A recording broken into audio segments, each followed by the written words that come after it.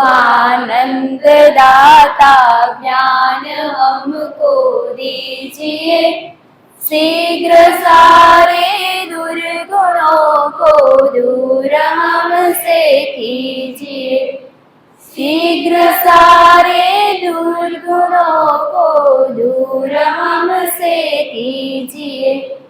लीजिए हमको शरण में, हम सदाचारी बने, ब्रह्मचारी धर्म रक्षक वीर व्रतधारी बने, ब्रह्मचारी धर्म रक्षक वीर व्रतधारी बने।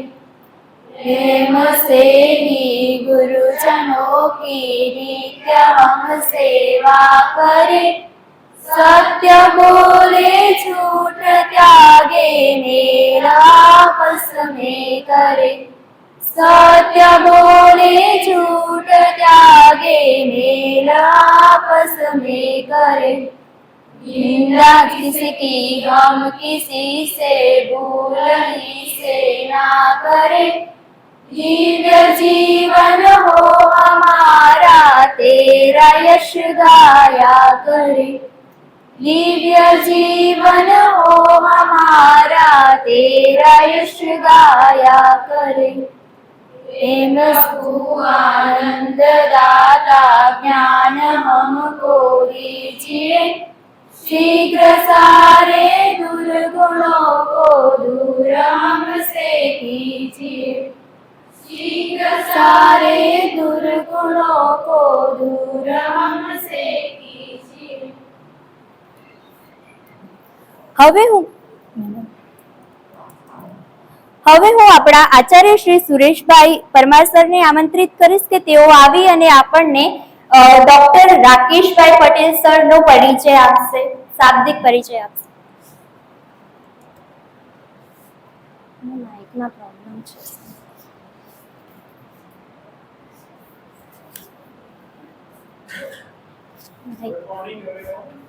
Morning sir. આજે આપણે પ્રોજેક્ટનો તરીકે ડોક્ટર રાકેશભાઈ પટેલ સાહેબ ઉપસ્થિત થયા. રાકેશભાઈ પટેલ સાહેબનો પરિચય આપું તો ખૂબ આનંદ થાય છે કે મારા જીવનમાં જેટલા પણ વ્યક્તિઓ જે મારા ખાસ ફ્રેન્ડ્સ હતા એ મોસ્ટ ઓફ રાકેશ પટેલ હતા. લગભગ મારા ગ્રુપમાં 6 થી 7 જેટલા મારા ક્લોઝ ફ્રેન્ડ રાકેશ પટેલ સાહેબ છે. રાકેશભાઈ પટેલ સાહેબ ગાંધીનગરના ખોરજ ગામના વતની છે. એમને ગુજરાતી વિષયમાં ખૂબ લગાવ છે. એ આજે તમને જ્યારે ભણાવશે ને તો તમને ખ્યાલ આવી જશે કે આ ગુજરાતી ભાષા ભણાવવી હોય, વ્યાકરણ ભણાવવું હોય તો એ માટેના કયા કૌશલ્યોની જરૂરી છે, કઈ કઈ બાબતો શીખવાની જરૂરી છે, અને ખાસ કરીને સ્પર્ધાત્મક બાબતમાં આપણે કઈ કઈ બાબતોની કાળજી રાખીશું એ આજે આપણને શીખવા મળવાનો છે. સાહેબ Shri bachelor of arts, master of arts Gujarati subject સાથે થયા છે. સાથે સાથે સાહેબે પીએચડી પણ કમ્પ્લીટ કર્યો છે. સાહેબનો ખૂબ વિશાળ અનુભવ છે. સાહેબ 2017થી ઇન્ચાર્જ પ્રિન્સિપલ તરીકે પ્રકાશ કોલેજ ઓફ એજ્યુકેશન અમદાવાદમાં સેવા આપી રહ્યા છે. સરકારની એક નીતિના કારણે તમે જો કહો જો ફૂલ ટાઈમ પ્રિન્સિપલ ભરતી નથી થઈ રહ્યા, અને સાહેબ તો 2017 એટલે આજે 25 એટલે તમે જો કેટલા વર્ષોથી સાહેબ પ્રિન્સિપલ તરીકેની સેવા આપી રહ્યા છે. સાથે સાથે તેઓ એક એસોસિએટ પ્રોફેસર પણ છે. સાહેબના લેખો ખૂબ રસપ્રદ હોય છે. સાહેબના રિસર્ચ પેપર પણ ખૂબ જ રસપ્રદ હોય છે. એમાંથી અમને પણ ખૂબ જાણવા મળતું હોય છે. તો આજે આપણે નસીબદાર છે કે આપણને ખૂબ સારા એવા ગુજરાતીના તજજ્ઞ આપણને પ્રાપ્ત થયા છે. તો આપણે સૌ એમને તાળીઓથી વધાવી રહ્યા છે.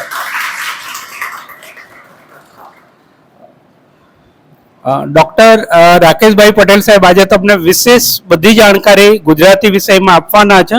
તમને જ્યાં કંઈ પણ પ્રશ્ન લાગે છે તો આપ સૌએ નોટ્સ બનાવવાની છે, અને કાર્યક્રમના અંતમાં અથવા તો વચ્ચે પણ જો તમારે સાહેબશ્રી સાથે કોઈ ચર્ચા કરવી હોય તો તમારે એ પ્રશ્નોત્તરી અથવા તો ચર્ચામાં ભાગ લઈ શકો છો. ગઈકાલે ડૉક્ટર ગણપતભાઈ પટેલ સાહેબ સાથે થોડી વાતચીત થઈ. અડધો કલાક મારે પણ કાર્યક્રમ નિહાળવાનું થયું અને એક પ્રોબ્લેમ જે મેં સમજ્યો, જ્યારે પણ જાહેરનામું પ્રકાશિત થાય છે તો આપણે બહુ ધ્યાન આપતા હોતા નથી. આપણી બધાને એવી આદત હોય છે કે છેલ્લા દિવસે ફોર્મ ભરીશું અને એના કારણે ઘણી બધી સમસ્યાઓ થતી હોય છે. એટલે અહીં જે કોઈ વ્યક્તિઓ આવી રહ્યા છે તો એમની જે એક્સપર્ટાઇઝ છે એ પ્રમાણે થોડી ચર્ચાઓ કરી રહ્યા છે. તો ગઈકાલે ડૉક્ટર ગણપતભાઈ પટેલ સાહેબે તો આપણને પ્રોમિસ આપ્યો છે કે હવે પછી જ્યારે જો ટેટ ટાટનું કોઈ જાહેરનામું આવે છે ને તો સાહેબ હું ઓનલાઈન તમામ વિદ્યાર્થીઓને ગાઈડન્સ આપીશ. તો આપણા માટે એક બહુ સારી બાબત કહેવાય કે આપણું કાર્ય જે છે પૂર્ણ નથી થઈ રહ્યું, આપણે સતત એકબીજા સાથે જોડાઈ જ રહ્યા છે ને આટલા તજજ્ઞ મિત્રો જો આપણી સાથે જોડાઈ રહ્યા હોય, એ આપણી ચિંતા કરતા હોય તો આપણે ખરેખર નસીબદાર છે. એટલે હવેથી જ્યારે પણ ટેટ ટાટનું કોઈ જાહેરનામું આવશે તો આપણી પાસે તમારા બધાના ગ્રુપ અવેલેબલ છે. તો ભવિષ્યમાં ઓનલાઈન માધ્યમથી પણ તમને સૂચના આપવામાં આવશે ને પછી આપણે સૌ ફોર્મ ભરીશું. સાહેબ શ્રી સાથે પણ આજે આપણે ચર્ચા કરી લઈએ છીએ અને જ્યારે પણ તમને કોઈ મૂંઝવણ થાય તો આપણે એક લિસ્ટ તૈયાર કરીશું અને સમયાંતરે, એવું નહીં, કારણ કે આ બધા બહુ એક્સપર્ટ વ્યક્તિઓ છે, એમને પણ એમના સમયની ખૂબ કિંમત હોય છે. આ તો આપણા પથિકભાઈનો પ્રેમ એમને લઈ આવે છે અહીં. બાકી અત્યારે કદાચ પથિકભાઈને પૂછજો કે સાહેબ અહીં તમને પ્લેનમાં બોલાવીએ તો પણ આપણા અધ્યાપકો ના પાડી દે છે કે ના, અમને ટાઈમ નથી, સમજજો. એટલે આપણા અધ્યાપકોનો પ્રેમ છે કે બધા એક્સપર્ટોને અહીં લઈ આવે છે ને એનો લાભ કોને આપવાનો છે? આપણા વિદ્યાર્થીઓને. તો હું માનું છું કે આપણે સૌ વધુમાં વધુ એમની એક્સપર્ટાઇઝનો લાભ લઈએ. આપણે સૌ સ્પર્ધાત્મક પરીક્ષામાં ખૂબ આગળ વધીએ અને અમે જે વિચાર્યું છે એ પ્રમાણે સ્પર્ધાત્મક પરીક્ષામાં સફળ થઈએ અને આપણી ઈચ્છા અનુસાર આપણે નોકરી પ્રાપ્ત કરી અને આપણું જીવનને શ્રેષ્ઠ બનાવીએ. એ જ બાબત સાથે વિરમું છું.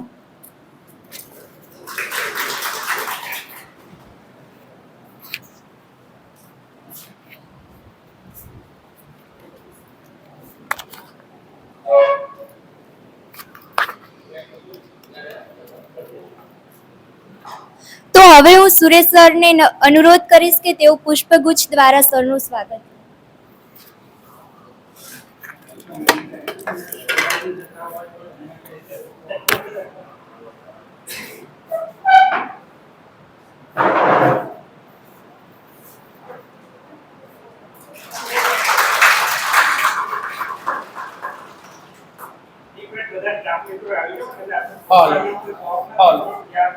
મહેશભાઈ, હા,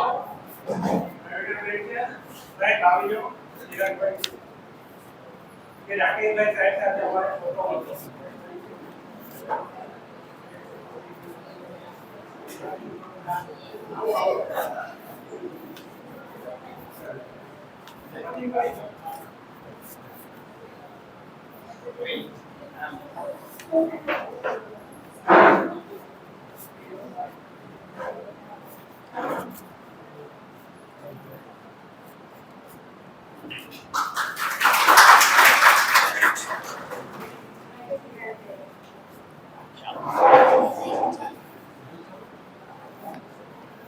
Hello. Hello. Hello. Hello.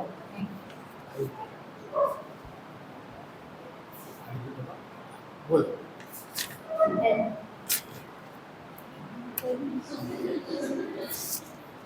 હવે હું ડોક્ટર રાકેશભાઈ પટેલ સરને નમ્રતાથી વિનંતી કરીશ કે તેઓ વ્યાખ્યાનની શરૂઆત કરે.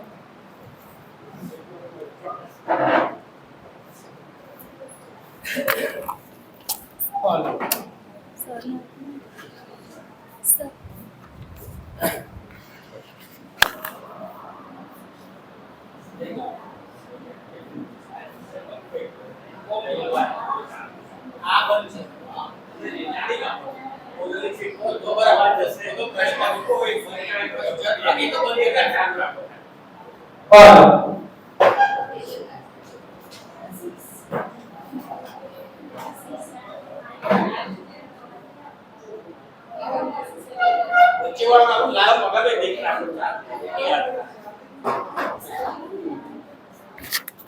માઇક લગાવી દેશો ચાલશે આમાં સાથે બોલશો કઈ વાત છે હું તો કહી દઉં વાંધો નહીં ઓકે ઓકે ના કહી દઈશ ઓકે ઓકે હા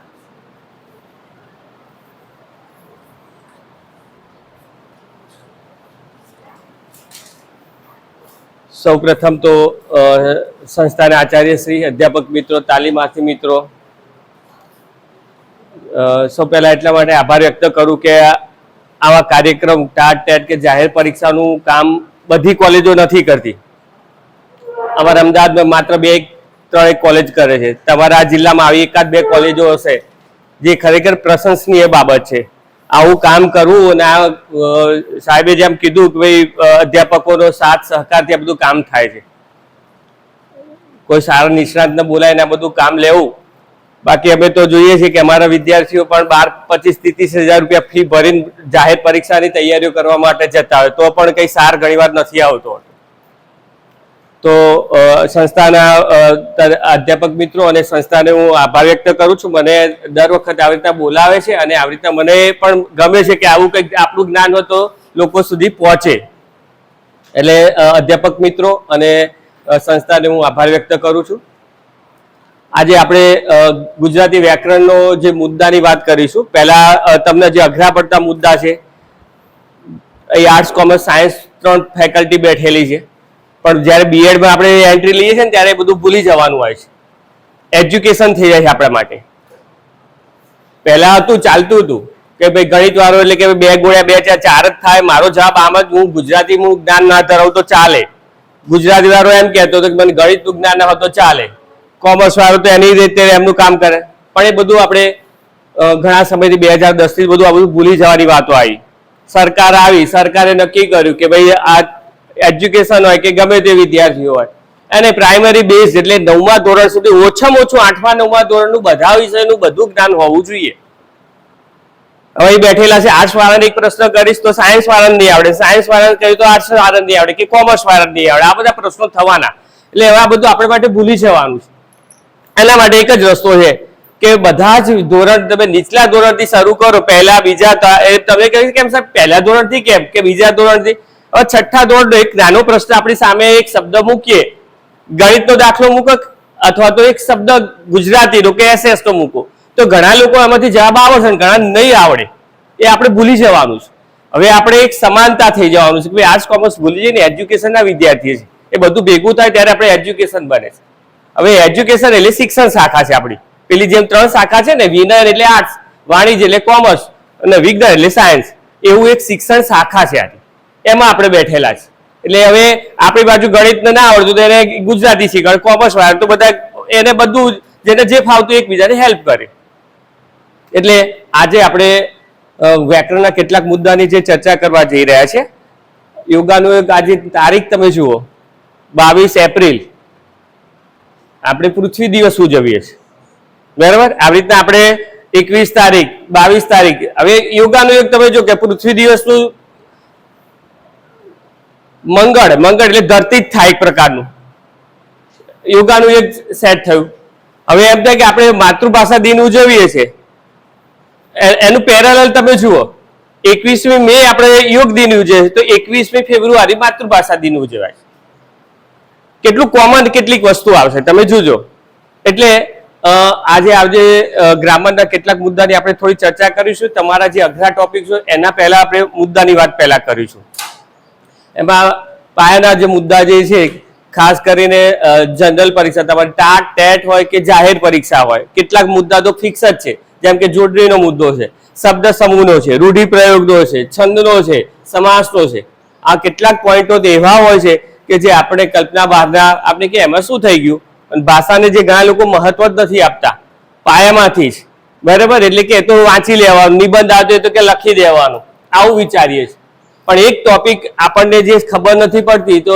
એ આખું એનો માર્ક ટોટલી આપણે ગુમાવીએ છીએ હવે આપણે ગ્રામરના પહેલા જ મુદ્દાની વાત આપણે કરીશું જોડણીની વાત ગુજરાતીની અંદર હવે જોડણીમાં આપણે પહેલી જ વસ્તુ જ્યારે આપણે 1920માં ગુજરાત વિદ્યાપીઠની સ્થાપના કરવામાં આવી અને ગાંધીજીએ કરેલી. અમદાવાદમાં આશ્રમ રોડ ઉપર આવેલી છે ગુજરાત વિદ્યાપીઠ. હવે તમને ત્યાં જ તમે જુઓ કે ગુજરાત વિદ્યાપીઠમાં તમે એન્ટ્રી થશો ત્યારે તમે આમ લખ્યું કે ગુજરાત વિદ્યાપીઠ.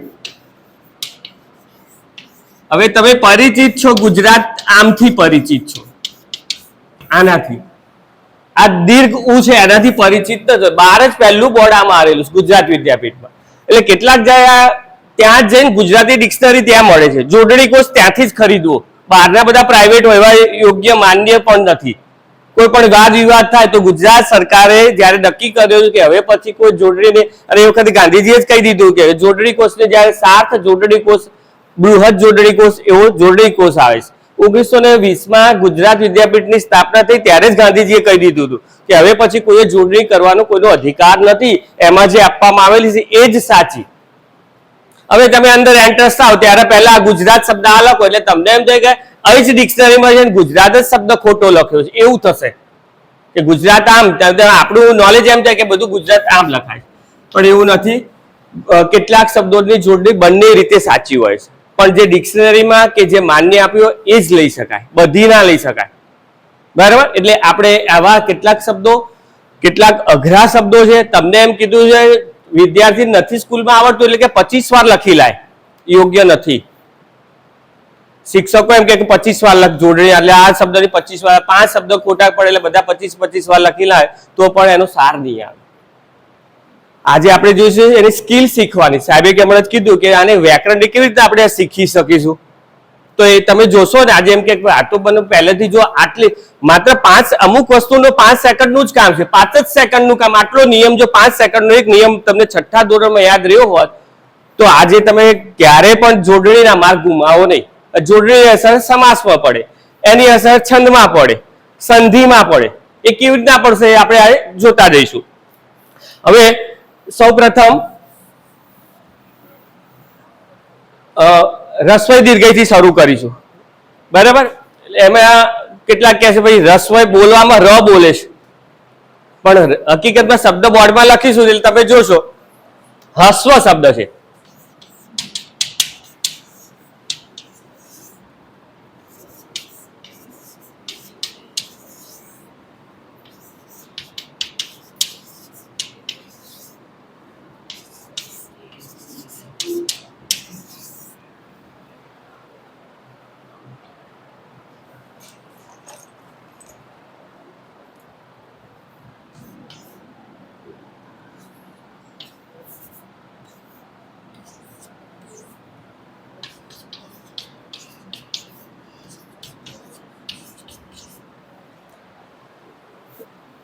હસ્વ બધા ર બોલે છે, પણ ર અને હ એ ટાઈપનો કેટલાક શબ્દો આપણે હજુ થોડોક સમય જશે તમને બીજા શબ્દોની સમજૂતી હમણાં આવશે જેમ સમજાઈ જઈશું. હસ્વઈ અહીં તમે જોશો એનું પાંખ્યું જુઓ, અડધું છે એટલે નાનો અક્ષર થયો કહેવાય. ઈ નાનો છે એટલે હસ્વ ઈ. દીર્ઘનો અર્થ થાય મોટું, દીર્ઘનો જ અર્થ મોટું થાય એટલે દીર્ઘ એટલે પાંખ્યું મોટું, એટલે આ બાજુ કરો એટલે મોટો ઈ થયો કહેવાય, આ બાજુ કરો તો નાનો ઈ થયો કહેવાય. સેમ એની જ વસ્તુ રિપીટ થાય છે. હસ્વ ઉ એટલે નાનો આમ સાંકળા જેવું કરો છો એટલે આ હસ્વ ઉ એટલે ઉ નાનો કહેવાય. અને દીર્ઘ ઉ નું પાંખ્યું જુઓ, ઉ નું પાંખ્યું મોટું છે, દીર્ઘ ઉ આમ કરીએ છીએ. એટલે જે મિત્રો ખ્યાલ ના આવતો લખી લેજો, કારણ કે આ વસ્તુ તમને એમ થાય કે 1 માર્કના, મારી જ કોલેજનો એક વિદ્યાર્થી 1 માર્ક માટે નપાસ થયેલો, શરૂઆતમાં ટાટની પરીક્ષા શરૂઆત થઈ ત્યારે 89 માર્ક આવ્યા હતા, 90 એ પાસ થવાય અને 89 માર્ક આવે એટલે એને એમ છે કે 50 માર્ક આવે તો સારું હતું. એ 1 માર્ક માટે નપાસ થયો, એવો અફસોસ થયો, એવો અફસોસ થયો, પસ્તાયો. બરાબર? અને એ માર્ક જયારે પેપર આવીને એને સોલ્વ કર્યું ત્યારે એને જોડણીનો જ માર્ક ખોટો પડ્યો હતો. અને પછી કોલેજમાં આવ્યો ત્યારે સરખી વાત ના થઈ, પણ મને કીધું મેસેજ મળ્યો કે સાહેબ આ નપાસ થયો એટલે થોડો અફસોસ થઈ ગયો. પછી એને મહેનત કરી, ફરી બધા ગ્રામરના બધા મુદ્દાઓ જે ટોપિકો તૈયાર કર્યા, 3 વર્ષે એનો ફરીથી નંબર લાગ્યો. અને જયારે નંબર લાગ્યો ત્યારે જિલ્લો બદલાઈ ગયો, કારણ કે મેરિટ વધતું ગયું, જિલ્લો બદલાઈ ગયો. પહેલા જ જો 1 માર્કમાં પાસ થઈ ગયો હોત ને એવું હોત તો અમદાવાદમાં ત્યારે જગ્યાનો તક હતી. 3 વર્ષે મહેનત કરી, જિલ્લો આખો બદલાઈ ગયો. 1 માર્કની કિંમત ત્યારે એને ખબર પડી કે સારું 1 વખત મહેનત કરી હોત. એટલે અમે એટલે તમને કહ્યું આર્ટ્સ વાળા હશે, કોમર્સ હશે, સાયન્સ હશે. તો સાયન્સ વાળા મિત્રો પોતાનું તો સમજવાના છે, પણ આર્ટ્સ નું પણ સમજો. આર્ટ્સ વાળા પણ એમનું તો સમજે, પણ ગણિતનું એટલે બેઝિક અહીં બેઠેલા છે. દરેકને 8મા ધોરણનું ગણિત, 7મા બધા જ પ્રાઇમરી સુધીનું બધાને બધું જ આવડવું જોઈએ. પહેલા હતું ચાલતું, તો હવે એ બંધ થઈ ગયું છે. એટલે દરેકે દરેક વિષયનું જ્ઞાન હોવું જરૂરી છે. આપણે આ નવો સંકલ્પ ઘણા સમયથી, હવે આટલે સુધી લગભગ બધાને ખ્યાલ આવી ગયો હશે. હસ્વ એટલે ઈનું આ વસ્તુ તમારે સંધિમાં અને છંદમાં વધારે કામમાં આવવાનું છે. આ હસ્વ એટલે નાનો ઈ થયો અને આ રીતે નાનો ઉ થયો. દીર્ઘ એટલે મોટું, દીર્ઘ એટલે મોટું યાદ. આનો અર્થ જ સમજવાનો છે. ઓકે, હવે અહીં આગળ જ્યારે પાયાની વસ્તુ છે, દાખલા તરીકે ક લખ્યો, એને કઈ જ નથી લાગુ પડતું, કાનો માત્ર કશું જ નથી. એટલે ભાષાની અંદર લઘુ અક્ષર અને ગુરુ અક્ષર આ બે, અને ત્રીજું છે સંયુક્ત અક્ષર. આ 3 પ્રકારના અક્ષરોની આપણે ચર્ચા કરીશું. હવે લઘુ અક્ષર કોને કહીએ છીએ? જેને કશું જ નથી અહીં લાગુ પડતું નથી, રસ્વઈ કાનો માત્ર કશું જ નથી લાગુ, એ છે લઘુ અક્ષર. બીજા નંબર છે કી. હાલ આપણે અહીં જોયું, પહેલું હસ્વઈ કરેલી છે, હસ્વ કરેલું હોય અને વિવૃત પ્રકારનું હસ્વ. આ 4 વસ્તુ યાદ રાખો, બસ આટલું. કશું જ લાગેલું ન હોય તેને હસ્વઈ હોય, એને હસ્વ હોય ને, અને વિવૃત પ્રકારનું હસ્વ હોય, આ 4 હોય ને એને લઘુ અક્ષર કહેવાય. એટલે નાના અક્ષર. બસ આટલું જ યાદ રાખો, બાકીનું ભૂલી જવાનું. બાકીના વધ્યા બધા ગુરુ અક્ષરો. હવે કયા બાકીના વધ્યા? અહીં તમે જોઈ શકો છો, કાનો લાગશે, કા. અહીં તમે જોઈ શકો કી, કુ. કાનો માત્ર હોય, કઈ હોય, કોઈ પણ અક્ષરો બધા વધ્યા બાકીના. એટલે આ 4 સરળ છે, આ 4 જ ના યાદ રાખો, બાકીનું બધું તમારે ભૂલી જવાનું. કઈ ના લાગેલું હોય, હસ્વઈ હોય, હસ્વ હોય અને વિરુદ્ધ પ્રકારનું. આ 4 એ લઘુ અક્ષરો ગણીશું. બાકીના જે વધ્યા છે એને આપણે દીર્ઘ ગણીશું, એટલે મોટા છે. એટલે આ છંદમાં કામમાં આવશે અને સમાસમાં અને સંધિમાં કામમાં આવે છે, આ મુદ્દા અને જોડણીમાં. બરાબર? એટલા માટે આ પહેલું પાયાની વસ્તુ આટલી સમજી લો.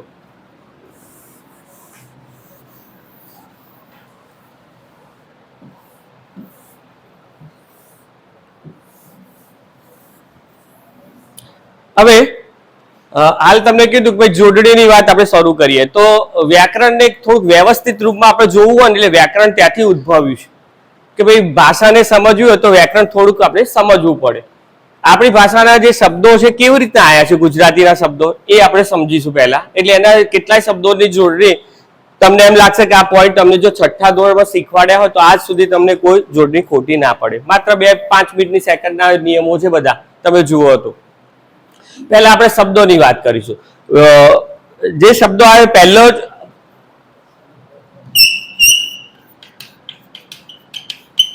તત્સમ. સંસ્કૃત ભાષા આપણે પહેલું એની વાત કરીશું. માતૃભાષા છે આપણી ગુજરાતી, એની માતા એટલે ગ્રાન્ડ મધર છે આપણે સંસ્કૃત.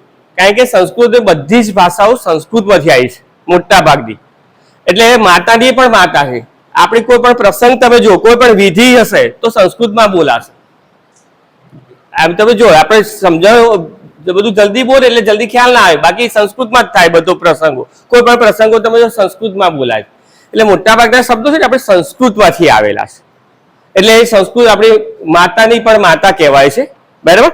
હવે તત્સમ, આ શબ્દોની સંધિ છૂટી પાડવા પ્રયત્ન કરે. તત પ્લસ સમ, એનો અર્થ સમજીએ. તત એટલે તેમને તેમ, સમ એટલે એમને એમ જ રાખવાનું. મતલબ એટલો અર્થ થાય, કોઈ પણ ફેરફાર નહીં કરવાનો.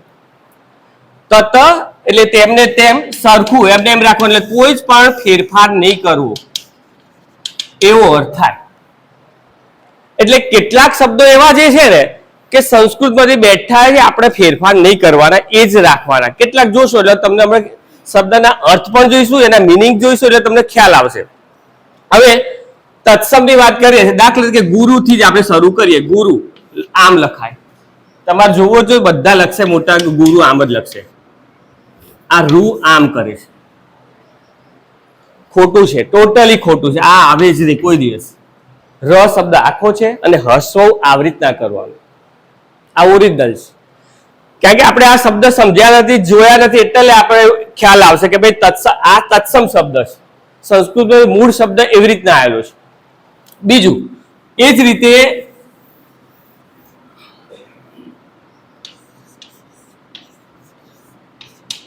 મુહૂર્ત, ઘણી બધી પત્રિકાઓ તમારે ત્યાં આવતી છે, વાંચતા હશો. બહુ જ ભાગ્યે જ કોઈકની પત્રિકા મુહૂર્તની જોડણી સાચી છે, બહુ જ ભાગ્યે જ. એક સાદો નિયમ છે, પહેલા નાના આવે પછી દીર્ઘ આવે,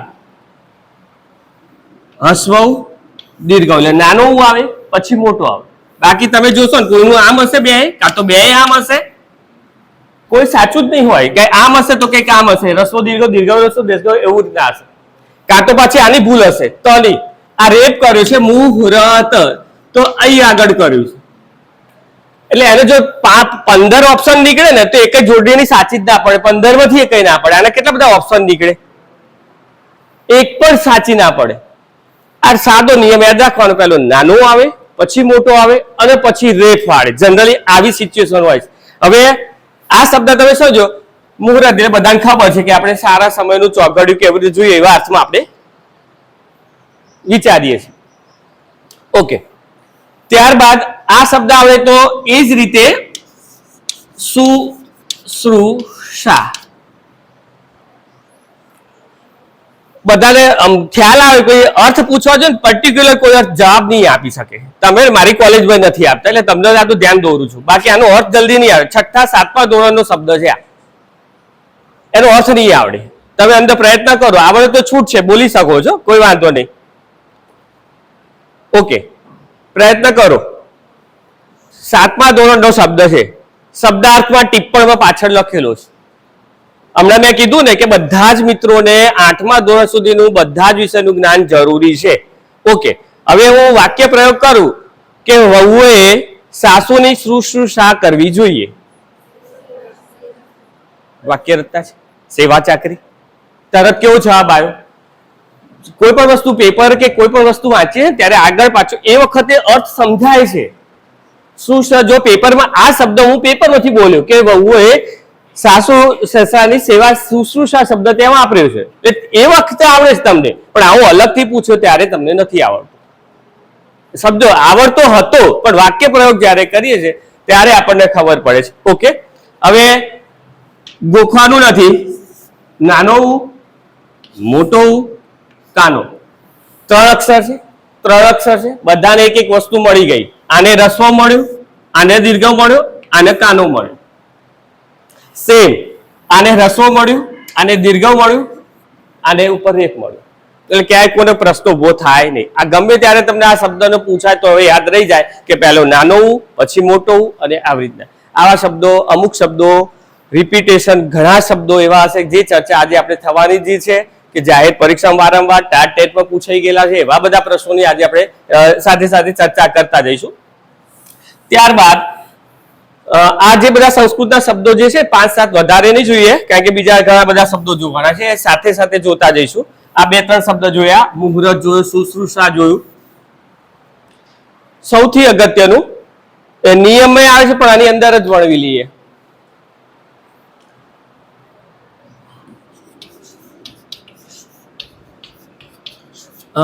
નીતિ રીતિ આવી જોડણી એક વખત બોર્ડમાં પૂછેલી, અને તમારે તો સારું છે કે ઓપ્શન 4 જ આપવામાં આવતા, પણ લગભગ 15-17 વર્ષ પહેલાની વાત કરું છું કે આવા ઓપ્શન નતા.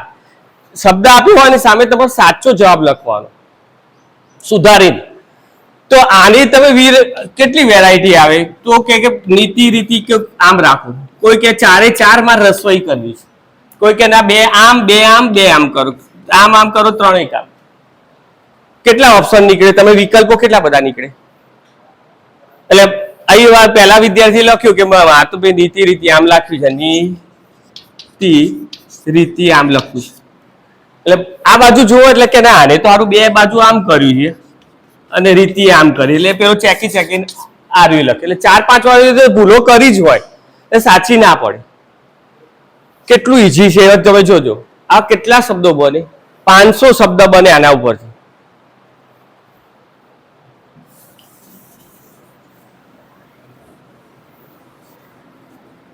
દીર્ઘ રસવઈ દીર્ઘ રસવઈ દીર્ઘ રસવઈ આટલું યાદ રાખવાનું.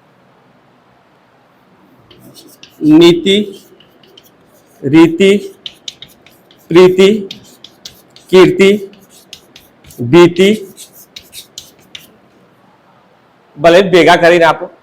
જવાબ તમારો આવી ગયો. કેટલાય ભેગા કરો? નીતિ, રીતિ. એટલે પહેલો હંમેશા શબ્દનો હોય ને પહેલા દીર્ઘઈ રસવઈ દીર્ઘઈ રસવઈ દીર્ઘઈ રસવઈ દીર્ઘઈ રસવઈ કરો એટલે તમારો જવાબ સાચો. નીતિ, પદ્ધતિ, પ્રીતિ એટલે પ્રેમ, કીર્તિ એટલે નામના પ્રસિદ્ધિ, ભીતિ એટલે ભય. ભીતિ એટલે ભય. બરાબર. આ જ નિયમની અંદર પ્રીતિ શબ્દ આવતો હતો એટલે એની સાથે પણ સંકળાયેલું છે કે આ એક નિયમ છે કે જ્યારે બે શબ્દ અક્ષરો કહું છું, બે અક્ષરો આવતા હોય ને આવો ઉચ્ચાર થતો હોય નીતિ, રીતિ, પ્રીતિ, તો પહેલી દીર્ઘઈ રસવઈ દીર્ઘઈ રસવઈ દીર્ઘઈ રસવઈ. બરાબર. હવે આટલું આપણને નીચલા ધોરણમાંથી જો શીખવાડ્યું હોય તો આજે ગમે તેટલા શબ્દોનો આપણને પ્રશ્ન ઉભો થાય નહીં. ઓકે, જ્યાં ખ્યાલ ના આવે પૂછતા રહેજો. નેક્સ્ટ, આ બધા તત્સમ શબ્દો છે. કેટલાય શબ્દો એવા છે કે તત્સમ છે. આ તો મેન શબ્દોની થોડી વાત કરી, બીજા તો આગળ નિયમ આવશે એમ જરા જોતા જઈશું.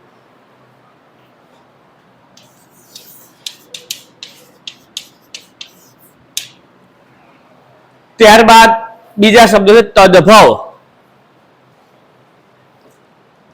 તત્સમમાં ડાયરેક્ટલી સંસ્કૃતમાંથી આવેલા હોય એવા શબ્દો. તદભાવ એટલે સંસ્કૃત પછી વાયા, મતલબ બીજી ભાષામાં થઈને આવે, બીજી ભાષાની અસર હેઠળ આવેલા શબ્દો હોય, મતલબ ચેન્જ થઈને આવેલા હોય. દાખલા તરીકે હાથ શબ્દ છે એનો આપણે હસ્ત શબ્દ પણ લખીએ છીએ. એટલે હસ્ત શું થયું? એ તદભાવ થઈ ગયો છે.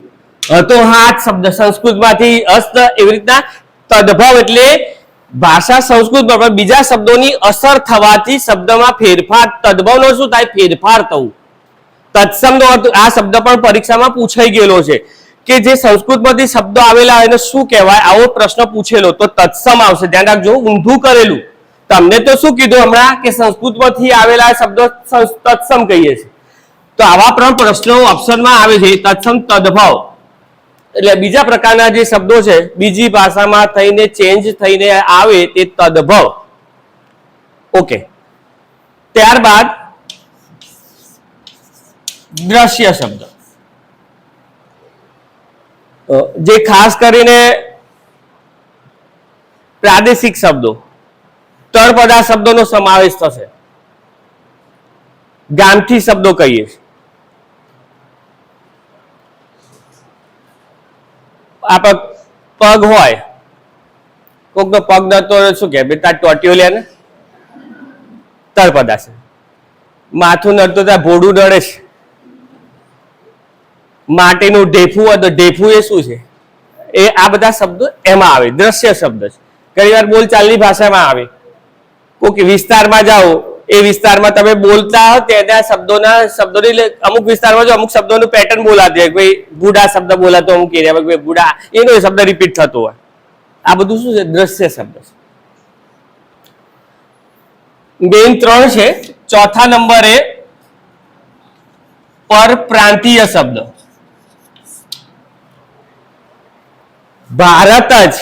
ભારત દેશના ગુજરાત રાજ્યની સિવાયના બીજા રાજ્યની ભાષા હેઠળ આપણને અસર કરતા, દાખલા તરીકે ભારતનું બંગાળની વાત કરીએ,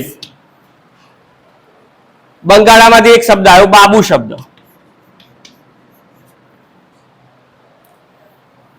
હિન્દીમાંથી લીધો. હિન્દી ભાષા, ભારતની બધી જે ભાષાઓ હોય, ભારતની જ ભાષાઓમાંથી જે શબ્દ લેવામાં આવ્યા હોય ગુજરાતી સિવાય, મંજિલ શબ્દ,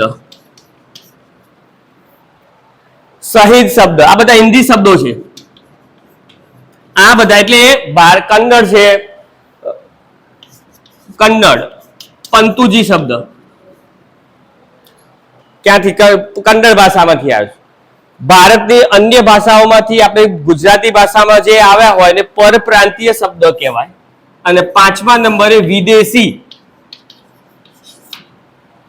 બહારની ભાષા, ભારત સિવાયની અરબમાંથી, અંગ્રેજો પાસેથી, ફ્રાન્સના, પોર્ટુગલ, બટાટા શબ્દ પોર્ટુગીઝ શબ્દ છે, બીજી ભાષામાં થઈ બીજા દેશની વાત કરું છું. 5મા નંબર એટલે બીજા દેશના છે. અહીં આગળ ભારતના જ રાજ્યોની વાત થાય છે. આ મુખ્ય તો 3 જ છે, પણ આ સમજવા માટે લખ્યા છે, કંઈક વધારે કોઈને ખ્યાલ આવતો હોય તો. બરાબર.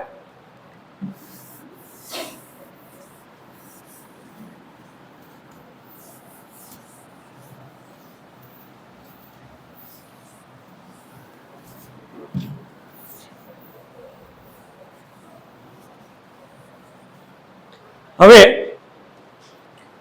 જે શબ્દો કેવી રીતના ક્યાંથી આવ્યા એની વાત કરી. એમાં જે સૌ પ્રથમ આપણે જે હાલ જે વાત કરી તત્સમ, એ આપણે જોડના નિયમ સાથે સાંકળી લઈએ છીએ. પહેલો નિયમ આપણે તમને કહી દીધો કે ભાઈ આવી રીતના તત્સમ સંસ્કૃતમાંથી આવેલા હોય બેઠા શબ્દો લેવામાં આવે ને તત્સમ, આ પહેલો નિયમ આપણે સમજવા માટે અને કાયમ માટે યાદ રાખવાનો. અમુક શબ્દો અત્યારે હાલ ખ્યાલ નહીં આવે. હાલ તમને કીધું શુશ્રુષા કીધું, મુહૂર્ત કીધું, પિયુષ શબ્દ હોય,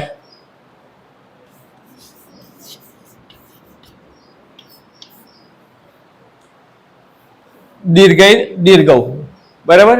પોતાના ઘણીવાર વિદ્યાર્થીઓ પોતાનું નામ કે પોતાનો અર્થ ખબર ના હોય, જોડણી ખબર ના હોય, એ બધું આપણે હવે સમજવું પડે આ બધી વસ્તુઓ. હવે અહીંથી આગળ જઈએ ત્યાંથી પહેલા નિયમ એટલે ગોખવા નથી, સાઈડમાં તમને ધ્યાન રાખજો. પહેલો નિયમ તમને જે તત્સમની વાત કરી એના ઉપરથી જઈશું. બીજા નંબરે જે હસ્વઈના નિયમોની વાત કરીશું, ક્યાં ક્યાં હસ્વઈ કરવાની છે, ક્યાં ક્યાં દીર્ઘઈ કરવાની છે. બરાબર. તો બીજા નંબરે આપણે પહેલું જે ઈકનો નિયમ સમજીશું. ઈક નિયમ, બરાબર. ઉચ્ચાર જોવાનો છે.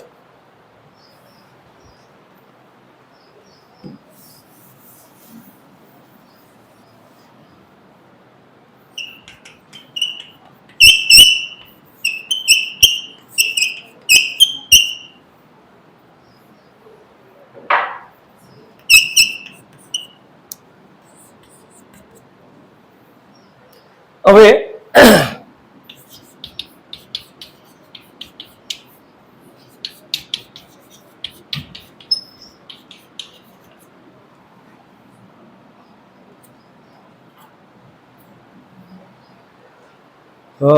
જોડણીની સાથે એક ટોપિક એટલા માટે ધ્યાન દોરું છું, તમને સંધિ શીખીશું ત્યારે શબ્દ આ છે ધ્વનિ શ્રેણી કહેવાય. ધ્વનિ શ્રેણી કહીએ છીએ એટલા માટે કે બધા શબ્દોને કે આગળ હસ્વઈ કરી દીર્ઘઈ સમજવું પડશે આપણે એટલા માટે. હવે આ ધ્વનિ શ્રેણી શું છે? તો એક શબ્દ આપવામાં આવ્યો અને શબ્દને છોડવો પડે. કોઈ પણ અક્ષર બોલો તમે, કક્કો કોઈ પણ અક્ષર બોલો એની પાછળ અ છુપાયેલો છે, અ બોલાશે જ. તમે ક જો અહીં સમાજની વાત કરી, સ અ મ પછી કાનો છે તો એ કાનો કરીશ, જ અને પાછળ અ બોલાશે. પરીક્ષામાં ભૂતકાળમાં આવું પૂછ્યું, A B C D, એક જ જવાબ સાચો હોય, 3 વિકર્ષકો હોય, 3 ખોટા હોય. પરીક્ષક એટલો હોશિયાર હોય છે ને કે તમે ખોટા તરફ જ જાઓ એટલે એને વિકર્ષક કહે છે. વિકર્ષક એટલે ખોટી રીતે તમે આકર્ષાઈ જાઓ, એનો અર્થ વિકર્ષક તરીકે ઓળખે છે. બરાબર. હવે અહીં શું થયું છે? આવો જ પ્રશ્ન તમે મૂક્યો હોય, સ પ્લસ અ પ્લસ મ અ પ્લસ જ વત્તા અ, અથવા અ નથી આપતા. બરાબર. પછી આ રીતના આની જ વાત કરીએ છીએ, અ વત્તા મ વત્તા જ વત્તા અ, સ વત્તા અ વત્તા મા અ વત્તા કાનો નથી આપતા અને જ. હવે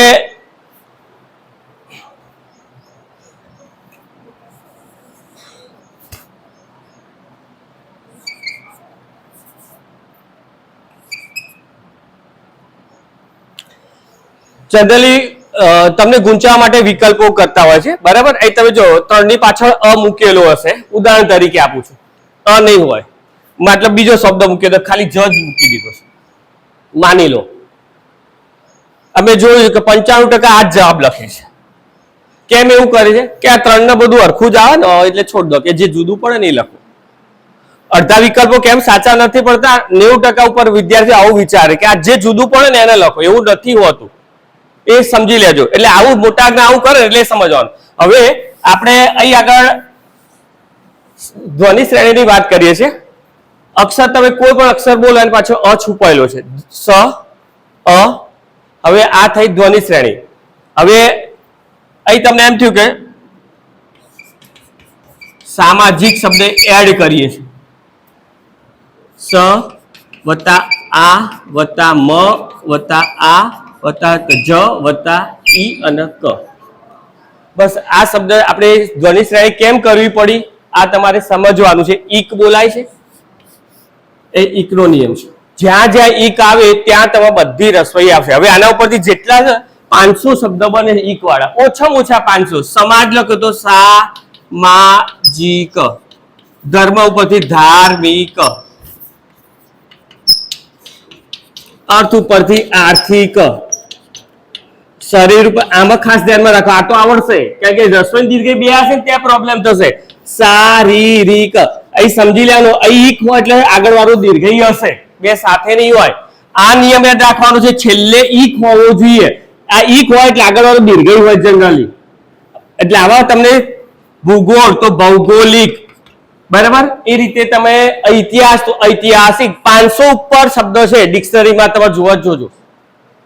એક જ નિયમ યાદ રાખવાનો, ઈક આવે એટલે રસોઈ કરી 500 શબ્દની જોડણી આ બીજા નિયમમાં તમને આવડી ગઈ. આટલું યાદ રાખવાનું, આમ યાદ રાખવાનું બસ. ઈક એટલે સામે આમ રસોઈ કરી દો એટલે તમને ખ્યાલ આવે કે આવા જેટલા શબ્દો બનતા છે ઈક બોલાતા છે. સામાજિક, ધાર્મિક, આર્થિક, ભૌગોલિક, ઐતિહાસિક, બરાબર, વૈજ્ઞાનિક. તમે જો બધા જ એટલા બધા શબ્દો છે ઈક વાળા એ બધા બનશે. પણ આવા શબ્દો ખાસ ધ્યાનમાં રાખવાના, ડબલ આવતું હોય અંદર. શારીરિક તો આ ઈક આવી ગયું એટલે સામે ખ્યાલ આવી જાય એટલે ઓપ્શન આપણો સરળ બની જાય જવાબની બાબતમાં. ઓકે, એ જ રીતે નેક્સ્ટ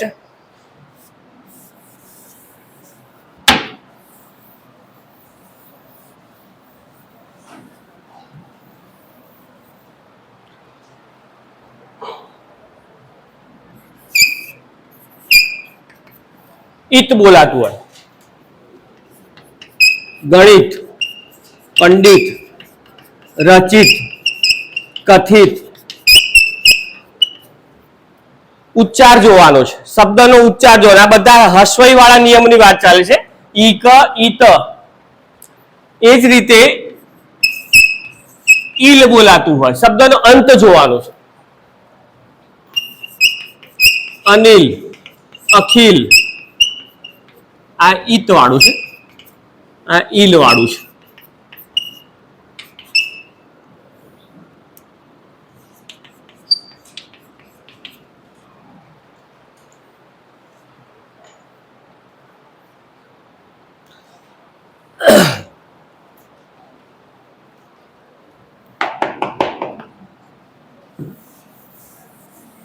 હવે હજુ પણ હસ્વઈના જોઈશું. 6ઠા 7મા ધોરણમાં પરિસ્થિતિ ની જોડણી પૂછાતી હોય જનરલી 7મા ધોરણ પર. એમાં પહેલા વિદ્યાર્થીઓ આજુબાજુ પ્રયત્ન કરે અને પોતાની જ પરિસ્થિતિ બગડી જાય, બરાબર, કે આ પરિસ્થિતિ એવી મુકાઈ જાય ને પણ નિયમ નથી જાણતા ત્યારે પરિસ્થિતિ બગડે. હવે આ નિયમ જાણ્યા પછી પરિસ્થિતિ સુધરે જ પાછી, બરાબર. એક નિયમ યાદ કરવાનો છે, અહીં આગળ યાદ કરી દઈશું. પરી આવે પણ એમાં આપણે આ જ ફોલો કરીશું. બધી પરિસ્થિતિ જેટલા પરી શબ્દો આગળ આવે એ બધી હસ્વઈ કરી, પરિસ્થિતિ સુધરી ગઈ. પરિચારિકા, પરિણામ, પરીક્ષા માત્ર યાદ રાખજો, ગોખી લેજો, દીર્ઘઈ કરવાની. અપવાદ અહીં લખી દેજો, અપવાદ. બહુ પરીક્ષાઓ લેવાય છે આપણી, બરાબર, એટલે એને દીર્ઘઈ કરવાની. બાકી જેટલી પરી શબ્દ આવે ને બધી હસ્વઈ કરો. પરિચારિકા, પરિણામ, પરિમાણ, જેટલા પરી ઉપર જેટલા શબ્દો બને ને એ બધો, ખાસ તો પરિસ્થિતિમાં જુઓ 3 વાર છે એટલે બાળક નાનું કન્ફ્યુઝ થાય. એટલે આ શબ્દ સમજવાના છે.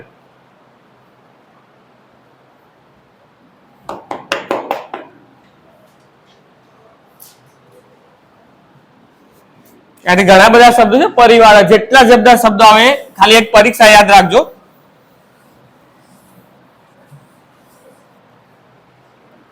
એટલે આપણે આ 4 નિયમને આમ કરી દઈએ એટલે ખ્યાલ આવી જાય કે આ 4 નિયમ આમ રસોઈ કરી છે. આ 4 ને ગમે ત્યારે બોલે ત્યારે આમ 4 શબ્દ યાદ આવી જાવ છો, ઈક ઈત ઈલ પરી, ઈક ઈત ઈલ પરી.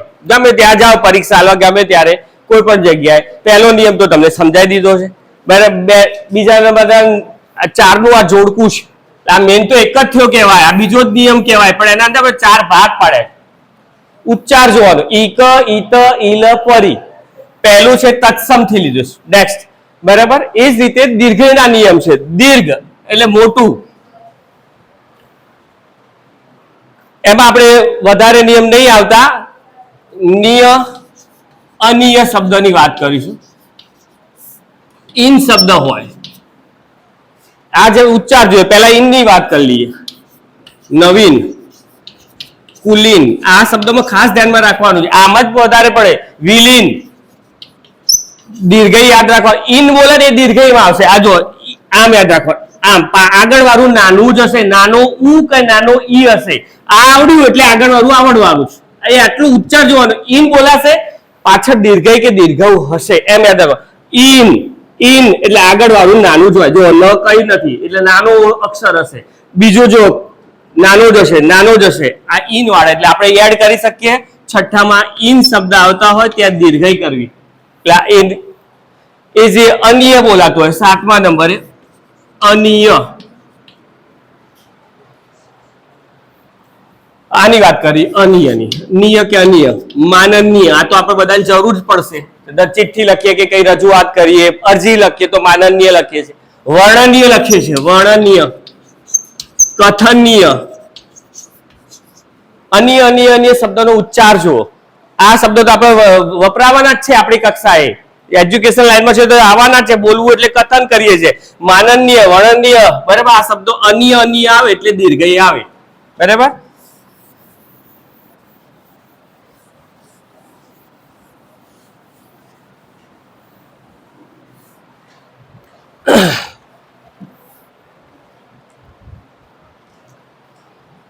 સૌથી અઘરામાં અઘરો નિયમ, કદાચ આમાંથી કોઈને સ્કૂલમાં લખવાય આલી છે, 25 વાર લખી લાવજો, આ નતું આવડ્યું, આમ નતું આવડ્યું.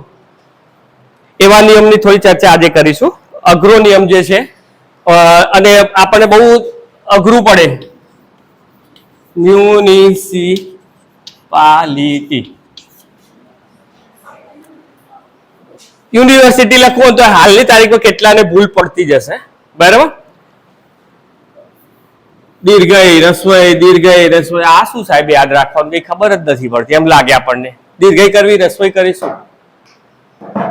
મેં કીધું ને 5 સેકન્ડનું કામ છે, 5 જ સેકન્ડનું. કેટલા શબ્દ એક જ લખ્યો. 500 શબ્દ ઉપરના શબ્દની જોડણી અઘરામાં અઘરી અત્યારે તમે શીખી રહ્યા છો. ઓછામાં ઓછા 500 શબ્દ, 5 સેકન્ડનું કામ કહી દઉં તમને. બોલું એટલું યાદ રાખજો. પહેલા તો તમારે એક જોવાનું કે અંગ્રેજી શબ્દનો ઉચ્ચાર થતો હોય ને, અંગ્રેજી શબ્દો છે આ બધા. યુનિવર્સિટી અંગ્રેજી, કોલેજ અંગ્રેજી, ઓફિસ અંગ્રેજી, ટિકિટ અંગ્રેજી, મિનિટ અંગ્રેજી. આટલો તો ખ્યાલ તમને બધાને છે જ. બસ આટલું જ યાદ રાખવાનું છે. અંગ્રેજી શબ્દ હોય તમામ રસોઈ કરવી છેલ્લે દીર્ઘઈ.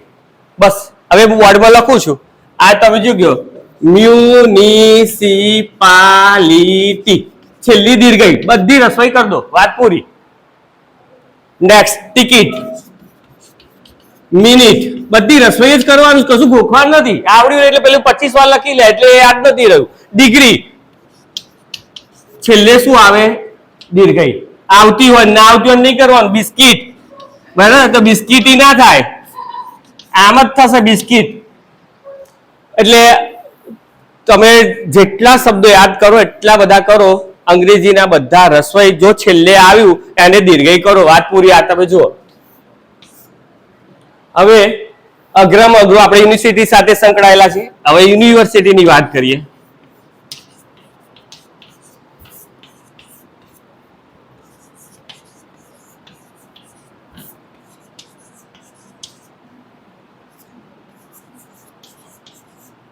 આપણે વધારે ચર્ચા નહીં, ખાલી ટૂંકમાં તમને કહી દઉં, કારણ કે એમાં ઘણા મિત્રોને એક પ્રશ્ન કેવો છે, યુનિવર્સિટીની વાત આવે છે. હવે 4 ઓપ્શન આપેલા છે ને, અહીંનો પ્રશ્ન છે. તમને ખબર પડી ગઈ કે આ નિયમ આવડી ગયો, બધું રસવાઈ કે રસોઈ જ આવશે. આ આવ્યું, આ પકડાશે. પણ અહીંનો જે પ્રશ્ન છે ને એ અહીંનો પ્રશ્ન થાય છે. તમારો જવાબ શોર્ટ આઉટ થઈ ગયો, A B C D, બરાબર. બધું અહીં અગર દીર્ઘઈ હશે તો તમે આને તો બે ઓપ્શન કેન્સલ જ કરી દો. ચલો આટલે સુધી પહોંચી ગયા, 50% તમારો જવાબ નજીક પહોંચી ગયા. પ્રશ્ન ક્યાં થાય? અહીંનો પ્રશ્ન થાય, સ ઉપર કે વ ઉપર, આ પ્રશ્ન ઉભો થાય.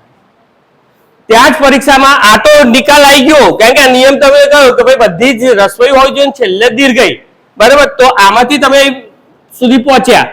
હવે આ પહોંચવા માટે સાદું બોલવાનું છે, યુનિવર્સિટી, આમ સાદું બોલવાનું, સાદું એકદમ, યુનિવર્સિટી. ર બોલાઈ ગયા પછી એના ઉપર રેફા આવે, બસ આટલું યાદ રાખવાનું. ઈ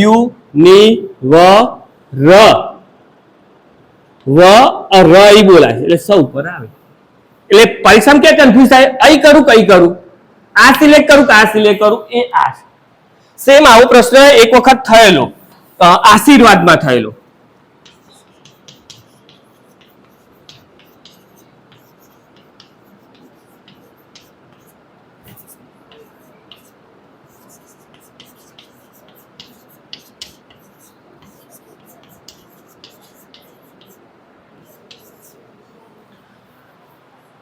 બહુ ભાગ્યે જ લોકોને ખબર ના પડે. હવે હમણાં તમને કીધું કે આશીર્વાદ આ લખું, આ લખું, આવા બધા પ્રશ્નો ઉભા થતા હોય છે.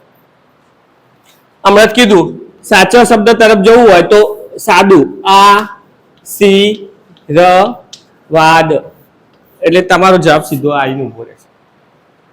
ર બોલાઈ ગયા પછી ના આવશો. અડધું શોર્ટ આઉટ થાય પણ આપણને ખબર નથી પડતી. ર બોલાઈ જાય એ પછી જે અક્ષર આવતો એના ઉપર રેપ કરવો જોઈએ.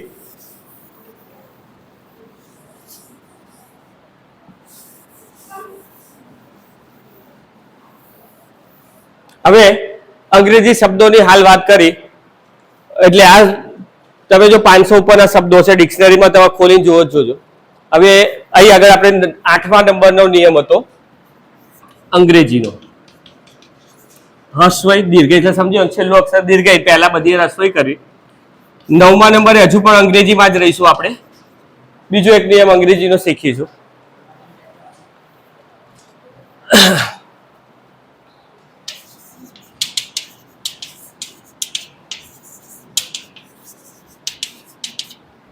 ઓફિસ શબ્દ લખેલા છે, ઉપરની જોડણી કે નીચેની સાચી, એ આપણને થોડું કન્ફ્યુઝ થશે.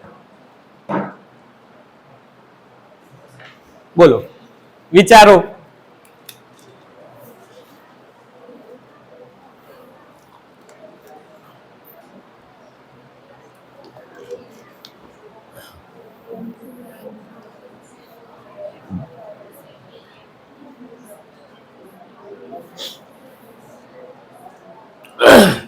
હવે તમે કન્ફ્યુઝ છો એટલે આપણે કઈ પૂછીશું નહીં, બરાબર.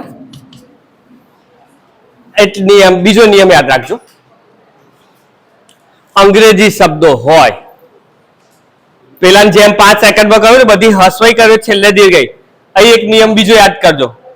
અંગ્રેજી અક્ષર હોય પહેલી માત્રા વિવૃત આવે, ઊંધી આવે. ઓફિસ લખવું હોય તો ઓફિસ આમ આવશે, ઓફિસ આમ આવશે. પેલો નિયમ તો કહી દીધો છે તમને, આ નહીં આવે.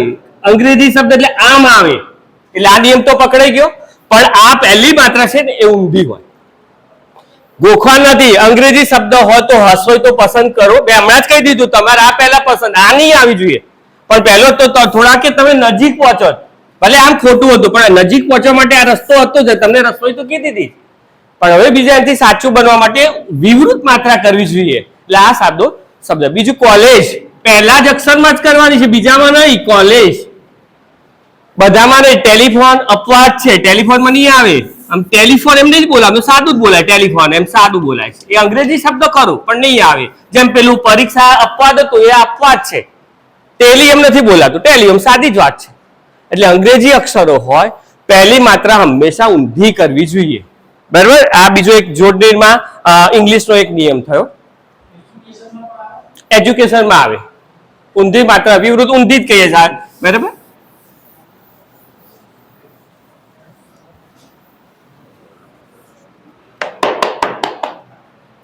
ઓકે, હવે હજુ બીજા ઘણા 2-3 નિયમો છે. હજુ પણ સૌથી વધારે નિયમો હજુ ભૂલ થતી હોય એવા.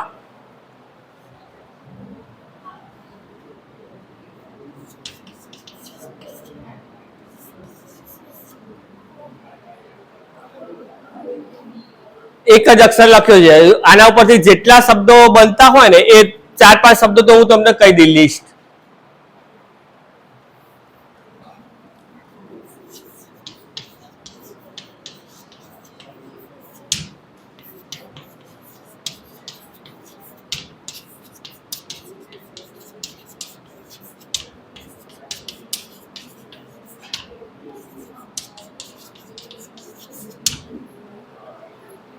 ઉચ્ચાર જોવાનો છે.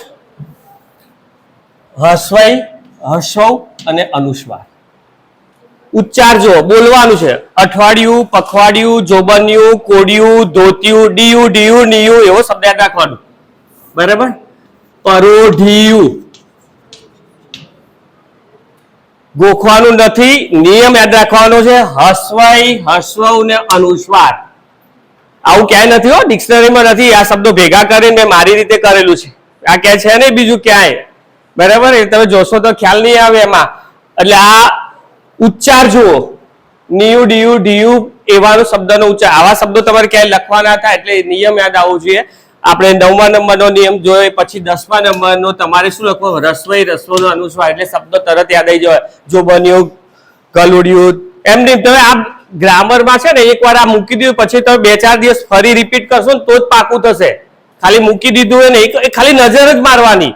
એ કશું વિડીયો જોઈ લેવાનો ફરીથી એવું લાગે તો ફટાફટ નજરમાં લે તો તરત બધું પાકું થઈ જાય. 2 કે 3 વાર. પછી ચોથી વાર તો તમારે સામે બધું મોઢે જાતે જ આવશે આ બધું. ઓકે, હવે હા નપુંસકલિંગ વાળા રસોઈ, રસોઈ ને હા અહીંથી લઈને આ બધા શબ્દોની વાત આપણે, એટલે તમે ઉચ્ચાર જોઈ શકો છો એ રીતના શબ્દો.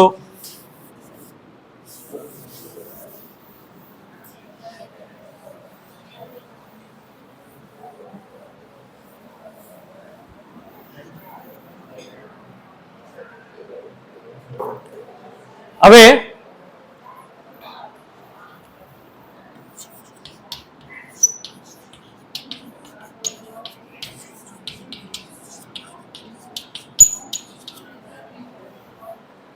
ઉપરનું કે નીચેનું બોલો? નીચેનું. તો હમણાં ઇંગ્લિશનો નિયમ તો તમને સમજાવ્યો મેં. ઇંગ્લિશના નિયમમાં શું આવે? રસ ઉપરનું આવશે કે નીચેનું? હમણાં તમારે 1-2 મિત્રો બોલ્યા નીચેનું કીધું, પણ ઇંગ્લિશનો નિયમ જોવા જઈએ તો શું આવે? ઉપરનો. હજુ એનાથી ઇંગ્લિશનો નિયમ જોવા જઈએ તો 2 માંથી એક પણ ના આવે. એટલા માટે ના આવે કારણ કે હકીકતમાં પેલું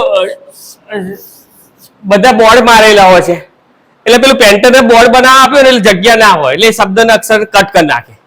XYZ ડેરી પાર્લર લખો, ભાઈ શ્રીજી ડેરી પાર્લર અથવા તો બરાબર આઈસ્ક્રીમ સેન્ટર ના લખો તો ખાલી આઈસ્ક્રીમ આમ લખો ને આઈસ્ક્રીમ, એટલે પાછળ જગ્યા ના હોય એટલે પેલું શું કરે મારી વચ્ચે અક્ષરને તોડી કાઢે. આવું ઘણી વાર બનતું હોય છે. હકીકતમાં આઈસ શબ્દ આખો છે, આઈસ અને ક્રીમ આમ શબ્દ છે. હકીકતમાં ક્રીમ જુદો શબ્દ જ છે, આખો બે ભેગું કર્યું ઠંડી મલાઈ એવો અર્થ થાય હકીકતમાં. બરાબર? પણ આ છે ને આ પેલું આઈસ્ક્રીમ આ લખે કે આ લખે એને તો ધંધો થવાનો છે, એનો તો એને કોઈ ગરાગી પાછી જવાની નથી, આપણને નુકસાન થવાનું છે. આઈસ્ક્રીમ શબ્દ સાચો આ છે.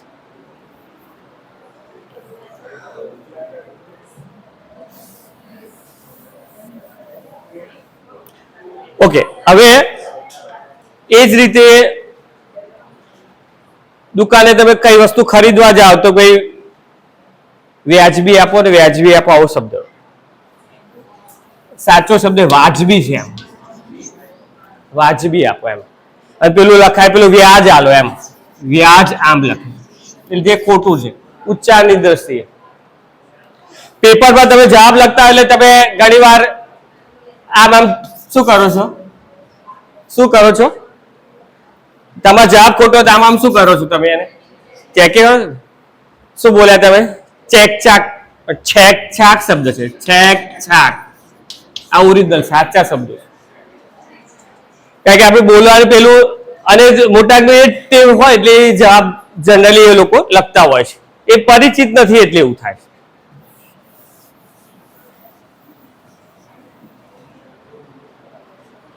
હવે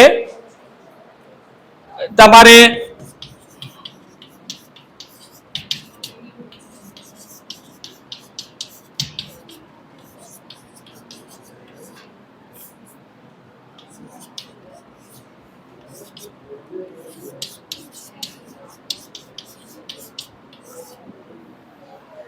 બોર્ડમાં લખ્યું છે નિમણૂક શબ્દની જોડણી લખી.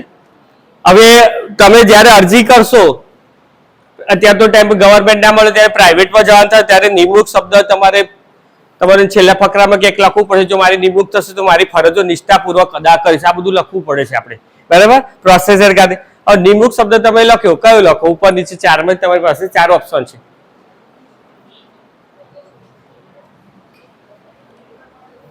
કેવું કન્ફ્યુઝ થવાય છે તમે જુઓ.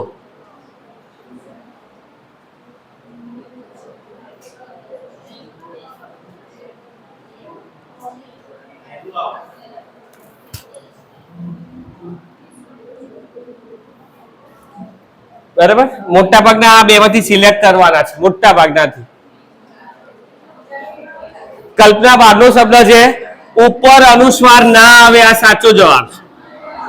ઉપર અનુસ્વાર આવે નહીં, બિલકુલ ના આવે, બરાબર. કોઈનાથી ક્યાંક અનુસ્વાર થઈ ગયું છે, આવું થયું તું રેલવા શબ્દમાં. રેલ અને વે શબ્દ છે. ભૂતકાળમાં આવો શબ્દ રેલ અને વે એટલે રસ્તો થાય. હવે કોઈનાથી લખતા કઈક મિસ્ટેક થઈ છે અગાઉના શબ્દમાં, રેલ આમ આ લાઈન રહી ગઈ એટલે આમ રેલવે લખાતું આ આવ્યું, એટલે 90% લોકો કે ના રેલવે તો આ સાચું, પણ રેલવે ખરેખર હકીકતમાં ઉપરનો શબ્દ છે એ સાચું છે. તો લખવામાં કોઈનાથી આપણી ભાષા એક સમય ભ્રષ્ટ થઈ હતી. અપભ્રંશ એટલે ભ્રષ્ટ થઈ જવું.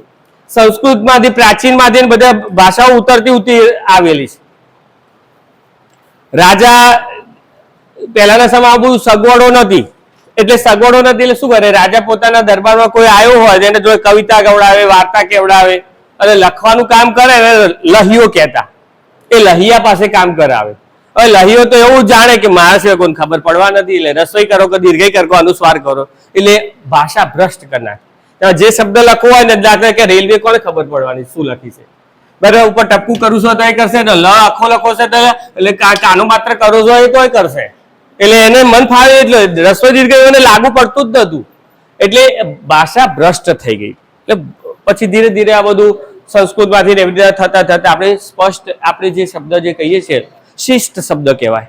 હાલ જે આપણે કે ફેશનેબલ શબ્દ નથી, પણ આપણે 2 પ્રકારના શબ્દો છે, તળપદા અને શિષ્ટ. તમને પૂછે કે શિષ્ટ શબ્દ લખો, શિષ્ટ એટલે જે પ્રચલિત જે અનુભાષામાં એને શિષ્ટ. આપણે કીધું કે ટોટિયો શબ્દ કીધું એ તળપદો છે, પણ એનું શિષ્ટ શું થાય કે પગ, એ શિષ્ટ શબ્દ. માથું, ભોડું, હસ્ત, આ બધા છે અમુક જે તળપદા શબ્દ, એનું શિષ્ટ રૂપ આપો. એટલે ઘણા કે આવું સાહેબ શિષ્ટ રૂપ કઈ ખબર પડી ને એવું કે, પણ શિષ્ટ એટલે જે માન્ય હોય એવું રૂપ, બરાબર. ઓકે,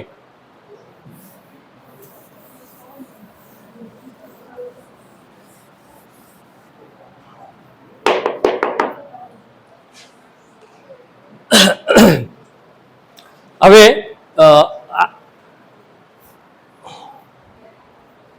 10મા નંબરે હાલ તમારે હાલ જે બીજા વધતા જે અગત્યના જે શબ્દો છે એની થોડી ચર્ચા આપણે કરી. એમાં બીજા કેટલાક શબ્દો એમ આવતા જશે. આપણે સમાસમાં જઈશું એટલે સમાસમાં જઈએ પહેલા થોડાક હજુ બીજા 2-4 શબ્દોની વાત કરીએ. હાલ તમને નિમણૂક શબ્દની વાત કરી, એ જ રીતે વર્તણૂક શબ્દ સેમ એ ટાઈપનો શબ્દ છે. હવે આપણને એમ થાય કે એમ કેવી રીતના, હવે હાલ પહેલો જ શબ્દ મેં તમને ગુજરાતનું પહેલું સમજાવ્યું હતું. ગુજરાત આમે લખાય છે, બંને રીતે લખાય. સેમ જોશી લખવું હોય તો જોશી આમે લખાશે, જોશી આમે લખાય, બંને રૂપ પ્રચલિત છે, એક નથી. ડોસી લખવો તો ડોસી આમે લખાશે, ડોસી આમે લખાશે. માસી બંને રીતે લખાશે. વિગત આમે લખાશે અને વિગત આમે લખાશે. કેટલાય શબ્દ એવા છે બંને રીતે લખી શકાય છે. રાષ્ટ્રીય લખો તો રાષ્ટ્રીય આમે લખાશે અને રાષ્ટ્રીય આમ લખાશે. આવું એકવાર થયેલું. એક છોકરાએ રાષ્ટ્રીય આમ લખ્યું હતું, ટીચરે ખોટું આપ્યું હતું. વાલી દિવસ હોય ને પેલા પેપર ચેક કરી બતાવે એટલે વિદ્યાર્થી તો શું નાના વાલીઓ તો શું કરે, નાના અડધો માર્ક કેમ મળે છે જુએ, એટલે ટીચરને બતાવ્યું કે તમે આને કેમ ખોટું વાલ્યું છે એમ. વાલી સજાગ હતા એટલે એમને ખબર હતી કે બે નિયમ ખબર છે કે રાષ્ટ્રીય આમ લખાય. એટલે ટીચર કે ના આમ જ આવે. પછી છે ડિક્શનરી લાયા ને એટલે સુધી પ્રોબ્લેમ આચાર્ય સુધી ગયું ને બધું પ્રશ્ન થયો બરાબર. એટલે નવા નવી ટીચરો તો ગભરાઈ જાય બધું, પણ એટલે આવું બધું થાય એટલે પછી ડિક્શનરી જોયું કે આ તો કે બે સાચું છે. એટલે પછી ટીચરને મીઠો ઠપકો આચાર્ય આપ્યો કે બેન થોડું તૈયાર કરીને ચાલ, થોડું તૈયાર કરીને આવું બધું કીધું. એટલે જસ્ટ આપણે જાણતા હોય બધું જરૂરી છે. બરાબર. રાષ્ટ્રીય એટલે કેટલાય શબ્દો એવા છે કે બંને રીતે લખી શકાય. આમાંનો એક શબ્દ આપણે વારંવાર વાપરીએ છીએ, નહીં શબ્દ અને નહીં શબ્દ. ખાસ ધ્યાનમાં રાખજો, અહીં ધ્યાન રાખજો. નહીં લખવું હોય તો આ રીતે દીર્ઘઈ લખો તો ઉપર અનુસ્વાર કરવાનું કરવાનું કરવાનું. નહીં આ રીતે લખો તો આ હસ્વઈ કરવાની અનુસ્વાર નહીં આવે. નહીં બંને રીતે લખાય છે. એટલે ઘણા પેપર લખે ને પછી ચેક કરે કે સારું આ નહીં આ લખાઈ ગયું, પછી પેલું કાઢીને ફરી પાછું એવું કરે. પણ આ બંને આપણે વારંવાર શબ્દ વપરાતા શબ્દો છે. નહીં બંને રીતે લખી શકાય છે. જો આ રીતે લખો તો અનુસ્વાર નહીં, આ રીતે લખો તો અનુસ્વાર કરવાનું. આનો વાદ બીજા શબ્દ ઉપર નહીં લેવાનો. ઘણા કે સાહેબ લખો અહીં, તમે અહીં લખ્યું ને અહીં પગરખા ઉતારો, એનો અર્થ થાય સાપ. હવે વાંચો વાક્ય, સાપ પગરખા ઉતારો. બરાબર. અહીં ઓનલી ફોર અહીં લખવું હોય તો તમારે આમ જ આવે ને ઉપર અનુસ્વાર આવે. અહીં વન વે છે, આ ટુ વે છે. બરાબર. બંને રીતે લખી શકો. મતલબ અહીં આગળ અહીં લખો એટલે આમ જ લખાય. અહીં બેસો તો અહીં જ, અહીં પગરખા ઉતારો તો અહીં આમ જ લખાય. કોઈ જગ્યા ઉપર ખાસ ધ્યાનમાં રાખવાનું, અહીં લખ્યા પછી ઉપર અનુસ્વાર આવે આવે ને આવે, પેલું લખાય નહીં. એટલે ક્યાંક ક્યાંક શબ્દના અર્થના અનર્થ થઈ જતા હોય છે, એ પણ સમજવું પડે આપણે.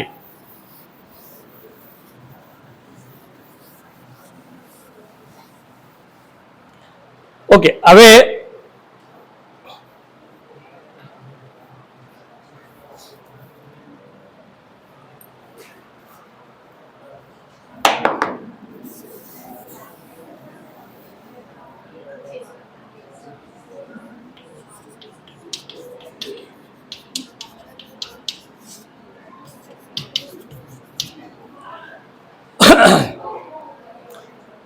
ઘણા પ્રશ્નો થાય આપણને અનુસ્વાર વિશે.